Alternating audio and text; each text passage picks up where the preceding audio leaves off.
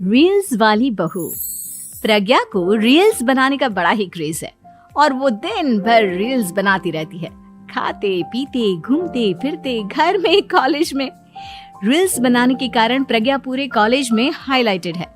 जहां उसकी रील्स सभी को पसंद आते हैं, वहीं मनीषा चिंता में डूबी रहती है। एक रोज जब खाते हुए प्रज्ञा रील्स बना रही होती है, तब मनीषा कहती है, 1 मिनट भी चैन नहीं है इस लड़की को। ये नहीं कि खाना तो आराम से खा ले, लेकिन नहीं, अरे थोड़ी देर रील्स नहीं बनाओगी तो आसमान नहीं टूट पड़ेगा। अरे मम्मी, इसी को तो कहते हैं डिटर्मिनेशन। तुम नहीं समझोगे ये सब। भगवान, इस लड़की को सद्बुद्धि दे। जब देखो तब टेढ़ा बाका मुंह बनाती रहती है। मनीषा की बात का प्रज्ञा पर जरा भी असर नहीं होता और वो खाते खाते रील्स बनाती रहती है। दिन बीतने लगते हैं और देखते देखते प्रज्ञा का कॉलेज भी खत्म हो जाता है। आए दिन कोई ना कोई मनीषा को प्रज्ञा की शादी करवाने का सुझाव दे जाता है। सब ठीक ही कहते हैं, प्रज्ञा की शादी कर देनी चाहिए। अपने घर के काम काज में व्यस्त हो जाएगी तो खुद ही ये रील्स और नाच गाना बंद हो जाएगा।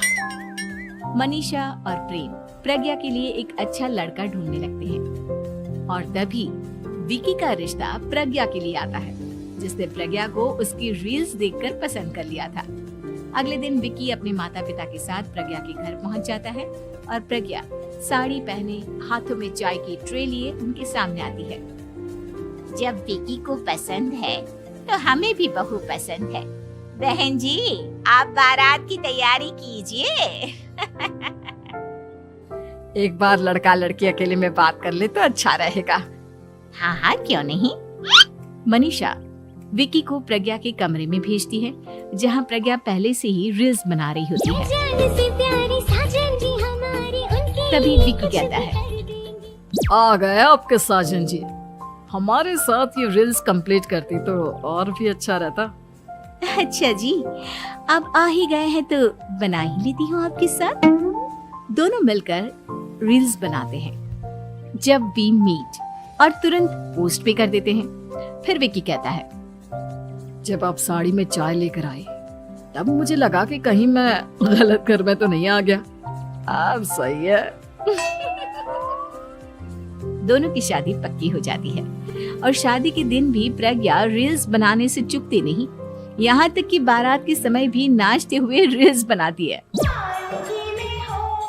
सभी लोग प्रज्ञा की तारीफ के पुल बांध देते हैं और प्रज्ञा नाचती गाती अपने ससुराल चली जाती है। सब कुछ अच्छा चल रहा होता है। प्रज्ञा यहाँ भी दिन भर हर चीज की रील्स बनाती रहती है। लेकिन कुछ दिनों के बाद जब सुनीता कहती है, बहू, ये रील्स के साथ साथ कुछ काम भी कर लिया करो। वैसे तुझे और क्या क्या बनाना आता है? मम्मी जी, वैसे तो सब कहते हैं कि मैं सब कुछ अच्छा बनाती हूँ, लेकिन मुझे लगता है कि मैं मैगी अच्छा बना लेती हूँ।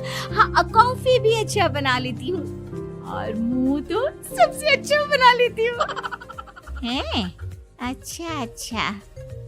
सुनीता अपना माथा पकड़ लेती है और कहती है, बहू, कुछ खाना बनाना भी सीख लेती। मम्मी जी, मैं लंबी प्लानिंग कर रही हूँ। जल्दी ही मैं इतनी फेमस हो जाऊंगी कि मुझे पैसे मिलने लगेंगे। हम दोनों सास बहू राज करेंगे, राज नौकर काम करेंगे और लोगों की तो लाइन लगेगी हमसे मिलने के लिए। तेरा दिमाग खराब हो गया है क्या बहू? हंसी मजाक तक ठीक है, लेकिन इस तरह घर नहीं चलते। जितना जल्दी हो इस घर के तौर तरीकों को सीख लो। प्रज्ञा मुंह घुमाकर चली जाती है और तुरंत उसी वक्त एक रील बनाती है। ये देख सुनीता का गुस्सा 7वें आसमान पर चला जाता है और विकी के घर आती ही सुनीता उसे सब कुछ बताती है। विकी भी अब प्रज्ञा की इन हरकतों से परेशान हो जाता है। तुम टेंशन मत लो मम्मा, मैं देख लूंगा। विकी कमरे में जाता है तो देखता है कि प्रज्ञा रील्स बना रही है।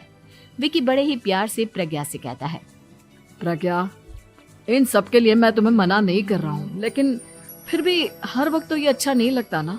समझने की कोशिश करो, मुझे भी तुम्हारा थोड़ा वक्त चाहिए। मैं जब ऑफिस से आता हूँ तो मुझे समय देने की जगह इसी में लगी रहती है। तुम ज्यादा ही सोच रहे हो। तुम भी मेरे साथ रील्स बनाओ ना, तुम्हें भी बहुत अच्छा लगेगा। तुम्हें इज्जत से कोई बात समझ में नहीं आती क्या? दिमाग खराब हो गया है तुम्हारा इस चकाचौंध से। अगर तुमने अपना रवैया नहीं बदला तो मैं तुमसे दूर चला जाऊंगा। तुम ही रिश्ता लेकर आए थे, मुझे लड़कों की कमी नहीं थी और ना आज है। विकी दरवाजा पटक कर चला जाता है। धीरे धीरे विकी प्रज्ञा से दूर होता जाता है। एक रोज मनीषा प्रज्ञा के ससुराल उससे मिलने जाती है।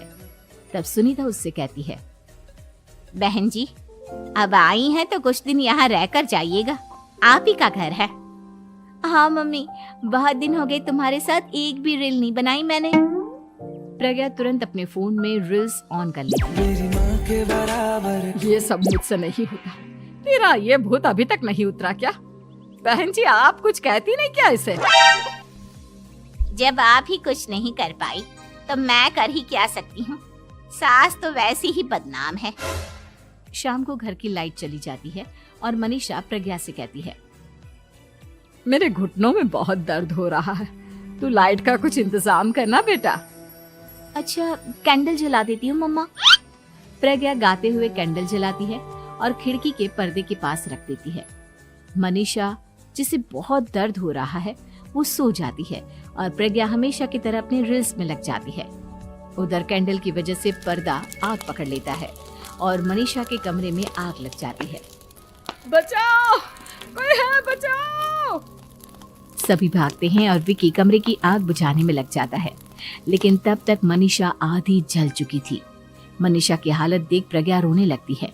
विकी मनीषा को तुरंत हॉस्पिटल ले जाता है और उसे एडमिट कराता है। विकी प्रज्ञा से कहता है, देख लिया ना, तुम्हारे इस नाच गाने की वजह से आज तुम्हारी माँ की जान जाते जाते रह गई।